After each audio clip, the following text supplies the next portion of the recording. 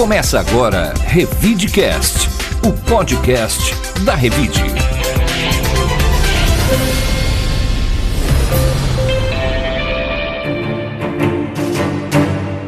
Olá, eu sou o Murilo Pinheiro, bem-vindo ao Revidecast, o podcast da Revide. Olá, eu sou a Bel de Farias. E no Revidecast de hoje você vai ouvir: Sindicato dos Coletores de Lixo aceita reajuste salarial. Operação desarticula quadrilha impede ataques a bancos na região. Nova ligação viária entre Guaporé e João Fiuza é liberada. Lei autoriza sepultamento de cães e gatos em jazigos familiares. Revide.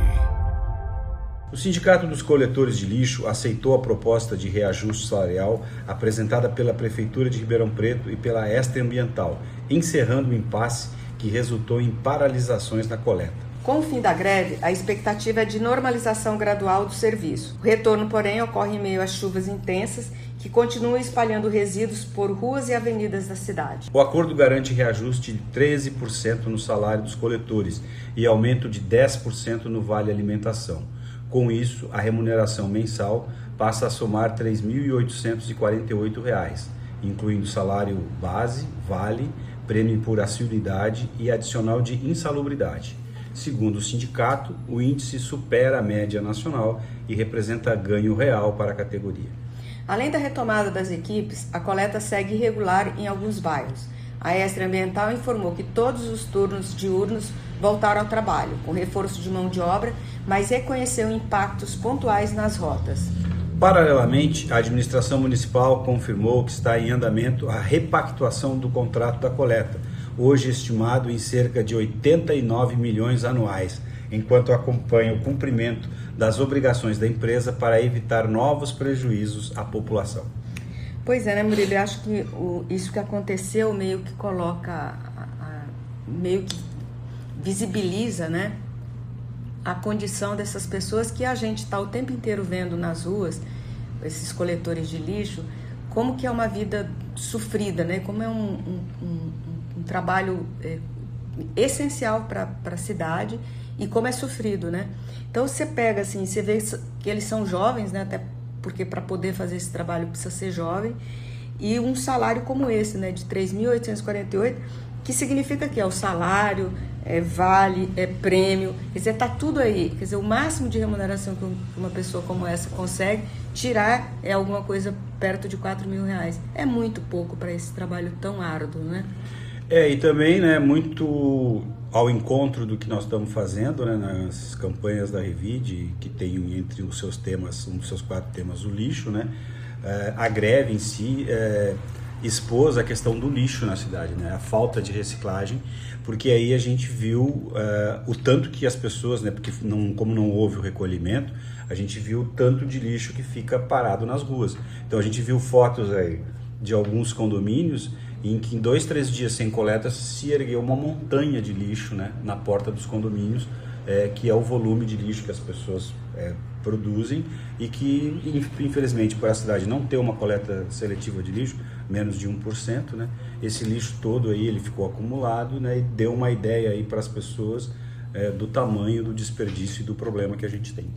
Pois é, e aí, assim, vale também lembrar o quanto que é importante essa discussão sobre a questão do lixo, uma vez que daqui a 7 anos o aterro sanitário estará com a sua esgotado, e que se não começar a conversar agora, daqui 7 anos passa num sopro, né? E daqui a pouco esse problema está colocado aí. Onde vai colocar essa montanha de lixo que é produzido todos os dias na cidade? Pois é, e mais um elemento, né? Que o lixo que as pessoas jogam na rua, a gente viu ele parado na Francisco Junqueira, né? Quando o córrego transbordou, o lixo ficou parado nas grades de proteção lá da Saldanha Marinho e de várias avenidas que cortam a Francisco Junqueira. Então, né, é como se fosse um recado da natureza. O lixo todo que você joga na rua, ele pode voltar bem na sua cara mais para frente, né? Então a gente teve aquela cena lá dos lixos todos esparramados pelas avenidas da cidade, que ficou muito feio. Revide. A Polícia Civil e o GAECO deflagraram nesta semana a Operação Volante para desarticular uma organização criminosa especializada em roubos de banco no estilo Novo Cangaço. A ação ocorreu simultaneamente em Ribeirão Preto, Cravinhos, Jacareí, Taboão da Serra, Embu das Artes e São Paulo, e cumpriu mandados de prisão e de busca e apreensão. Segundo as investigações, o grupo atuava de forma estruturada e planejava novos ataques na região, tendo Cravinhos como um dos alvos. A deflagração da operação ocorreu diante da iminência de um assalto. Os criminosos utilizariam fuzis de alto poder ofensivo, inclusive calibre 50, explosivos, veículos blindados, drones e coletes balísticos. 9 pessoas foram presas, entre elas uma mulher em Cravinhos e um homem na Grande São Paulo. Um investigado segue foragido. A quadrilha é investigada desde junho do ano passado e tinha núcleos responsáveis por logística, finanças, armamento e fuga. Segundo a polícia, além de impedir o ataque planejado, a operação evitou novos crimes e desmantelou uma central de golpes ligada ao grupo. Bom, toda vez que você escuta uma notícia como essa, você lembra assim, nós estamos falando de bandidos, né, de criminosos, que aí estão atuando na sociedade. Mas na hora que você escuta isso, que você vê o que está acontecendo no Colarinho Branco, né, essa história do Master, você começa a ver... se perguntar onde tem saída, né? Como é que o país chegou numa situação como essa? Pois é que tem sempre essa leitura, né? A gente no país, né, tem, por mais que a gente às vezes critique a falta de estrutura, aqui no caso é a Polícia Civil, o Colarinho Branco é a Polícia Federal, né? E eu vejo os telejornais de manhã, né, e todo dia tem gente presa nesse país. Não é pouca gente, não.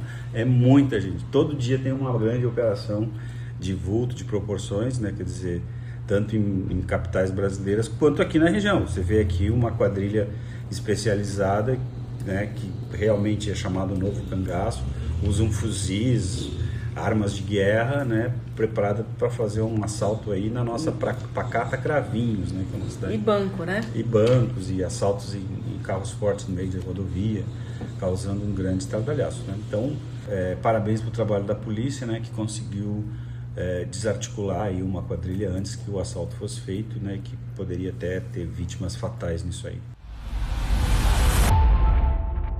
Revide. A Prefeitura de Ribeirão Preto liberou o tráfego de prolongamento na via Silvio Francisco Espadaro Copranise, criando uma conexão entre a Avenida Heráclito Fontoura Sobral Pinto, no bairro Guaporé, e a Avenida Professor João Fiuza, no Jardim Olhos d'Água. A intervenção deve beneficiar cerca de 41 mil moradores da região. Segundo a Prefeitura, a nova ligação deve ampliar a mobilidade urbana na Zona Sul, melhorar a fluidez do trânsito e reduzir o impacto do deslocamento diário entre bairros residenciais e áreas de serviços. Os trabalhos foram executados por uma construtora como contrapartida ao município, com investimento de 3,5 milhões de reais. O pacote incluiu a infraestrutura completa, com a implantação de redes de água e esgoto, sistema de drenagem, guias e sarjetas, pavimentação asfáltica e iluminação pública. Segundo a construtora, a abertura da via contribui para o desenvolvimento urbano da região e melhora o acesso entre bairros estratégicos da cidade. Bom, é sempre bom, né, ver assim, essas contrapartidas aí que as empresas são obrigadas a fazer com a prefeitura quando resolvem fazer algum tipo de empreendimento, né? Então essa é a contrapartida que a prefeitura pede, porque a prefeitura não tem condições hoje de fazer esse trabalho de infraestrutura. Então, basicamente, tudo isso é feito pela empresa que está fazendo o empreendimento. A única coisa que eu sempre fico pensando sobre isso é a questão da qualidade desse trabalho, né? Que precisa ter a prefeitura como fiscal, né? Porque às vezes você vê que acabaram de fazer um asfalto, uma pavimentação, no caso a coisa mais visível, né? Que é a questão da pavimentação, que deveria durar uma pavimentação por 20 anos, em 10 anos ela está toda estragada, toda cortada pelo SAERP, que vai lá e resolve fazer uma intervenção. Então é sempre um assunto aí que o poder público tem que ficar atento. E essa segue o vetor, né, de expansão imobiliária da Zona Sul, né, que realmente essas aberturas de avenidas lá reforça esse crescimento, né, muito direcionado para depois do anel viário, né? A gente está vendo Olhos d'Água lá crescendo, com muitos empreendimentos imobiliários, e também essa parte aí mais à esquerda ali, pegando essa Avenida Heráclito Fontoura, que realmente você passa por ali cada vez que você vê, são mais condomínios, né? Mas a cidade realmente está crescendo para aqueles lados. Revide. O governo do estado de São Paulo sancionou nesta semana a lei que autoriza o sepultamento de cães e gatos em jazigos familiares em todo o estado de São Paulo. A norma reconhece o vínculo afetivo entre tutores e animais de estimação e permite que eles sejam enterrados junto a seus responsáveis, desde que atendidas as regras locais. Conhecida como Lei Bob Coveiro, foi aprovada pela Assembleia Legislativa de São Paulo em dezembro de 2025 e se inspirou no caso de um cão que viveu por 10 anos em um cemitério de Taboão da Serra e foi sepultado com sua tutora. A legislação determina que cada município defina as normas para o procedimento com custos arcados pela família, dona do jazigo. Em cemitérios particulares, regras próprias poderão ser adotadas, respeitada a legislação vigente. A lei entra em vigor imediatamente e integra o conjunto de políticas de proteção animal do governo de São Paulo, que inclui medidas como Lei do Fim das Correntes, a ampliação das redes de hospitais veterinários públicos e o reconhecimento do vira-latas caramelo como patrimônio cultural do Estado. Isso aqui é um sinal dos tempos, né? Na medida em que a gente percebe a sociedade cada vez mais envolvida com seus bichinhos de estimação, você tem aí uma movimentação de ter uma legislação que contemple isso, né? Revide.